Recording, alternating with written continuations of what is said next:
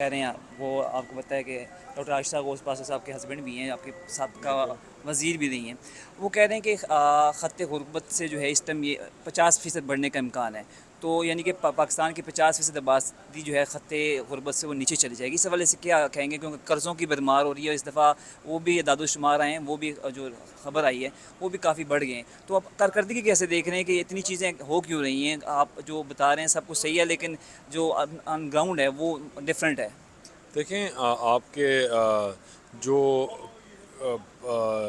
جتنے بھی economic services ہوتے ہیں یا جو سرویز کرتے ہیں وہ آپ کو بیسکلی بلومبرگ ہو گیا، اکانومسٹ ہو گیا، یہ آپ کو بتاتے ہیں کہ ریالٹیز میں ملک کہاں کھڑا ہو رہا ہے. اور آپ جتنے بھی جو نیوٹرل ادارے ہیں ان کی آپ دیکھیں گے ویژولائزیشن یا ان کا کام، تو آپ کو پتہ چلے گا کہ Pakistan is on the right path. ہاں مطلب اٹس ٹرو کہ وی آر فیسنگ ڈیفیکلٹیز اور پرابلمز ہیں، things will take time to fix, لیکن eventually we are on the path کہ that things will get fixed. اور انشاءاللہ جس راستے پہ ہم لگے ہیں اس سے کٹھن راستہ ہے، لیکن یہ ملک میں چیزوں کو بہتری کی طرف لے کے جائے گا. خط غربت پہ 50% لوگ جا رہے ہیں، تو یہ ایک نیک شگون تو نہیں؟ کوئی اسٹریٹجی حکومت اس حوالے سے مرتب کر رہی ہے کہ لوگوں کی زندگی بہتر کرے؟ سیلاب آیا اس سے کافی لوگ متاثر ہوئے ہیں اور جو ہے حکومت کے لیے مشکلات جو ہے آ رہی ہیں. دیکھیں خط غربت میں تو کیونکہ آپ نے پے اسکیلز اوپر نہیں کی، اس کے پرابلمز ہیں، لیکن میں نے جس طرح کہا کہ یہ ہم وہاں سے شروع ہوئے تھے جہاں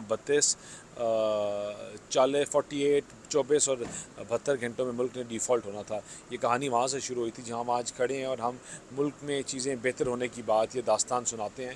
تو اگر وہاں سے ہم نے یہاں تک پہنچ گئے اور چیزوں کو بہتری کی طرف لے گئے تو انشاءاللہ آج آگے بھی لے کے جائیں گے جہاں ہم یہ ڈسکس کر رہے ہیں کہ فارن ریزروز کم ہیں یا زیادہ، یا 21 ارب ہیں یا 22 ارب ہیں. تو انشاءاللہ Pakistan is on the right path اور ایونچولی ایک یہ جو ہے چیزیں بہتر ہوں گی. تو سیلاب کی وجہ سے کافی مہنگائی آنے کا بھی خدشہ ہے. ابھی حال ہی میں آپ کو پتہ ہے پنی میں آٹا مہنگا ہونے لگا تھا، تو بڑی مشکل سے کنٹرول کیا مل مالکان کو جو ہے نیگوشیٹ کر کے.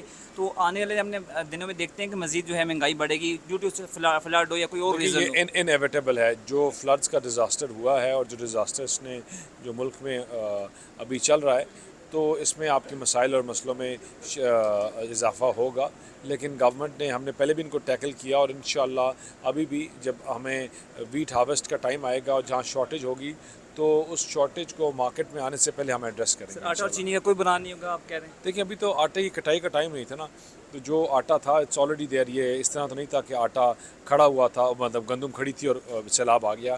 جو اس کا ڈائریکٹ افیکٹ پڑے گا وہ چاولوں کی فصل پہ پڑے گا یا اور جن کا ابھی سیزن تھا. لیکن میں نے جس طرح کہا کہ انشاءاللہ جب اس کا ہارویسٹ کا ٹائم آئے گا، اب آج سے 4-5 مہینے پہلے، اس کے افیکٹس جو ہیں وہ اگلے سال آئیں گے، اس سال نہیں آئیں گے. تو اس ٹائم کے لیے ہمیں اپنے پری ایمپٹیو چیزوں کو تیار کرنا چاہیے.